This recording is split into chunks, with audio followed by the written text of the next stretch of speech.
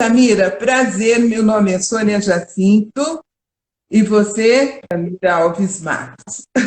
Bom, nós vamos falar do grupo que até a década de 90 era chamado de LGB, lésbicas, gays e bissexuais. Segundo os historiadores, em 1200 antes de Cristo, já existia a homossexualidade e ela foi aceita em várias civilizações. Atualmente, em pleno século XXI, mais de 70 países no mundo condenam e prendem gays, lésbicas, travestis, transexuais. Eles são violentados, presos, torturados e até mortos. Nós vamos conversar com a Samira Alves Matos. A Samira, ela é assistente social da Prefeitura do Estado de São Paulo, trabalha no consultório na rua e é transexual.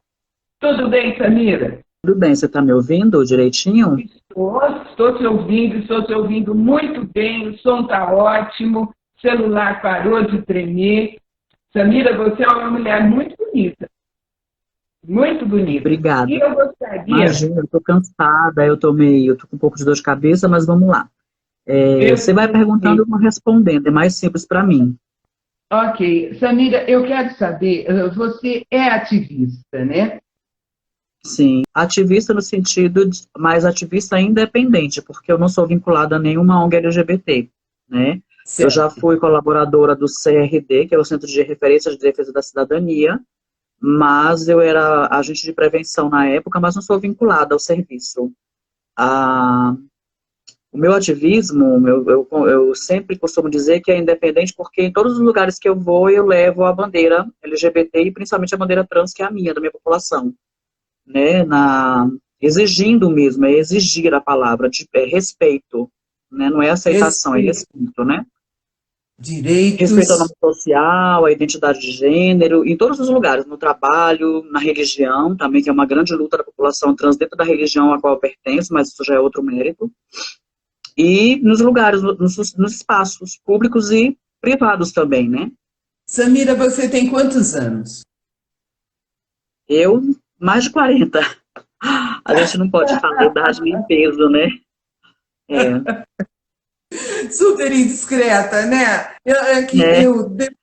Depois que eu passei de 60, eu não tenho mais vergonha de falar, eu tenho tantos anos. Mas eu também escondi a idade, sabe? Olha, para a minha população, porque a população trans, que tem uma estimativa de vida de 32, 30 anos, 35 no máximo, eu já sou uma idosa, bem de terceira e quarta idade, né? Porque passados os 40 na população LGBT, em específico na população trans, é uma bênção, né? Porque o Brasil é o país que mais mata LGBT no mundo, e a transfobia, ela está cada vez mais latente, aí com alguns representantes que reforçam isso, que deveriam nos proteger, mas incitam cada vez mais o ódio contra a nossa população, infelizmente, né?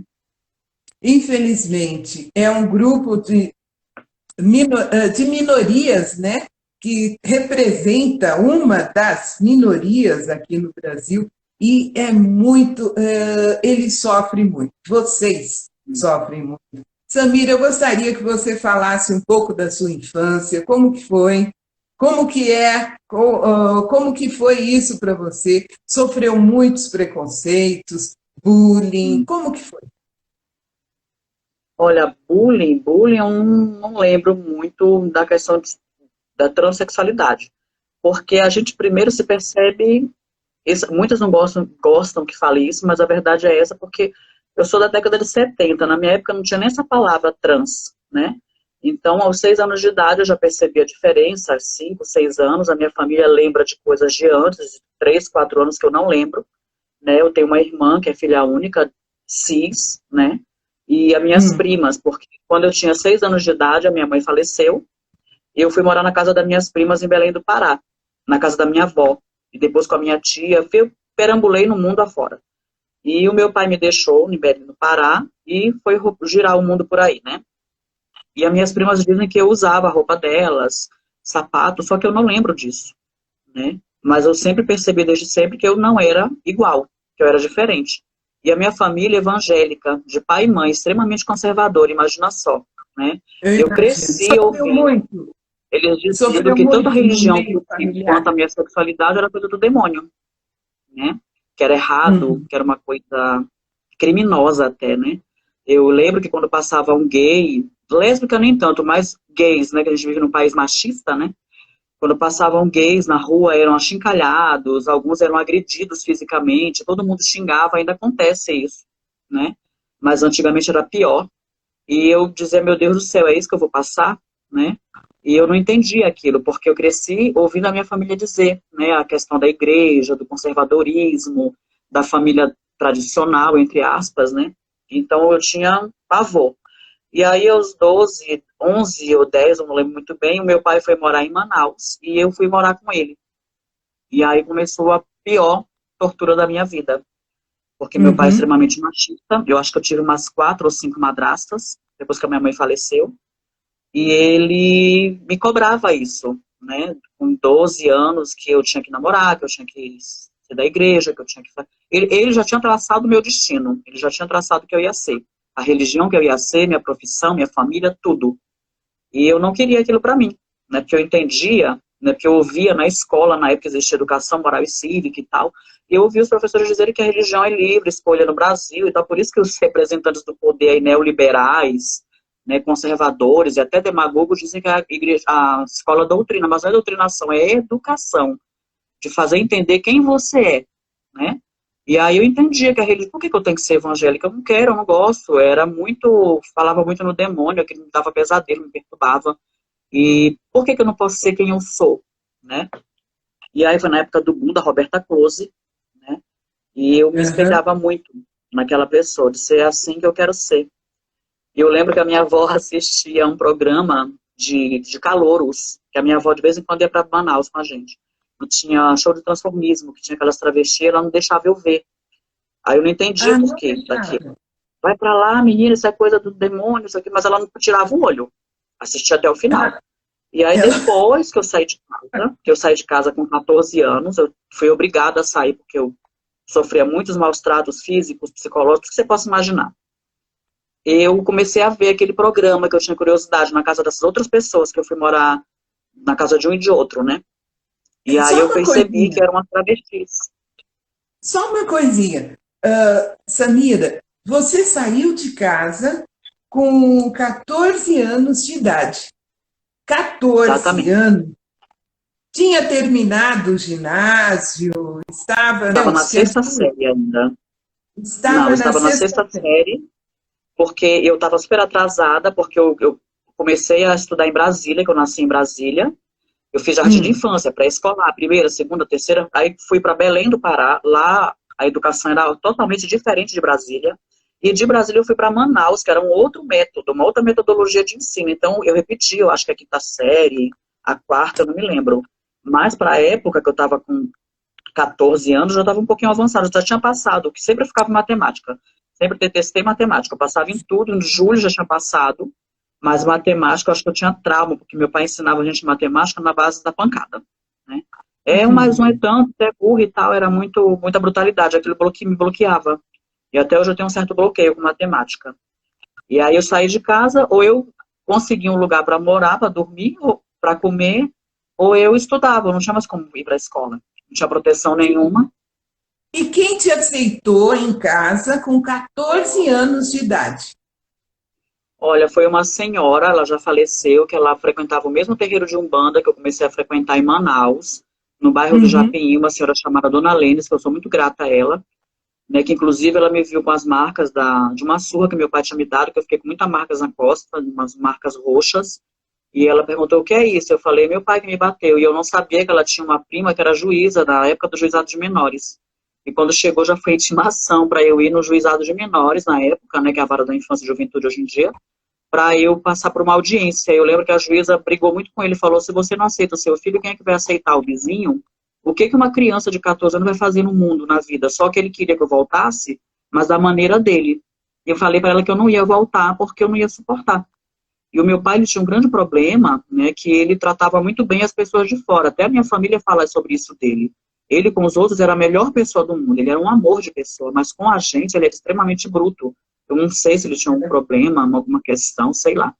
Mas ele era muito Viu? bruto com a gente, tanto comigo como com as minhas primas, com a gente principalmente que era filho, né? Tanto que nós somos 6 irmãos e nenhum ficou com ele, nenhum ficou em casa. Não.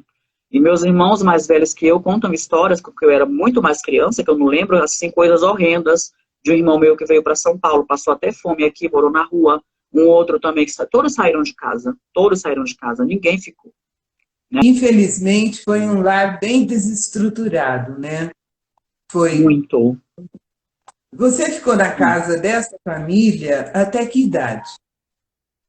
Eu fiquei lá até meus 15 para 16. Foi quando eu conheci umas pessoas do Candomblé. E aí eu fui Uhum. morar nesse terreiro de Candomblé. Aí que eu fui conhecer uma família. Né, a pessoa que eles tanto diziam, o Babalorixá, que é meu pai até hoje, que eu estou há 30 anos nessa casa. Estou quase entregando a minha idade. Né? Eu fui iniciada em 90 e eu fiquei lá. E eu morei, ele até procurou saber se eu morava com meu pai. Eu falei, não, eu saí de casa, eu fugi. Mostrei para ele a coisa, na época ele me pagava uma pensão, ele me dava 10% do salário dele, e ele falou, você tem certeza que você é menor de idade? Aí ele ainda procurou contato com a minha família, mas não conseguiu, e na época as coisas eram bem remotas, não tinha internet nem nada, e eu fiz santo com 16 anos, eu me iniciei com 16. E eu fui morar nessa casa, que eles tanto diziam que era coisa do demônio, que não sei o que, e lá que eu conheci uma família que me acolheu, ele me deu um quarto lá nessa casa, no terreiro, na casa, e eu morei muito tempo lá. Né? E ele sempre dizia para eu voltar a estudar. Eu ainda tentei, mas como eu estava tão desacostumada a não estudar mais, né? Não tinha Uhum. mais aquela obrigação, pai chamando atenção e tal, já me senti adulta com 16 anos, né? Com 15, 16. E aí eu não voltei mais, e foi quando eu comecei a tomar hormônio, né? E eu sou a primeira trans da minha casa de Candomblé. E os outros meus irmãos de santo falavam, mas travesti aqui dentro, porque travesti era associada à marginalidade, à prostituição. Aí ele virou e falou assim, olha, vai ser um filho de santo como outro qualquer. Porque na época não tinha esse termo de identidade de gênero feminino. Travesti era outra Não, travesti. Era a travesti era como hoje. outra Ele vez. dizia, vai ser meu filho de santo como qualquer um. Já basta que ele passou na casa do pai e da mãe. Ainda vou maltratar. Aqui é um local de acolhimento. Aqui não é um local para ninguém. Filho de santo não quer ficar da asa nem de pai e mãe, quanto mais de pai de santo. Eu sou um conselheiro, eu sou um pai, um amigo. Eu não vou jamais reproduzir o que fizeram na família carnal. Entendeu? E lá eu fiquei, estou até hoje. Daí eu saí de Manaus em 2001 e vim para São Paulo. Eu falei para ele que eu vinha para cá, ele me aconselhou muito, falou, olha, não se meta com drogas, nem com bebida alcoólica, seja você mesmo, não tem problema que você é, se você é trans ou deixa de ser, mas se você tiver oportunidade, estude, procure um emprego. São Paulo é uma porta, é uma cidade muito perigosa, que é muito maior que Manaus, mas É quem faz o verdade. teu lugar é você, quem escolhe teu caminho é você, entendeu? Eu não vou estar lá do teu lado, mas eu peço que os orixás te acompanhem, e qualquer coisa eu estou aqui. E vim para São Paulo, né, fui para a Europa, voltei, e voltei a Uhum. estudar em 2010, eu acho, não me lembro.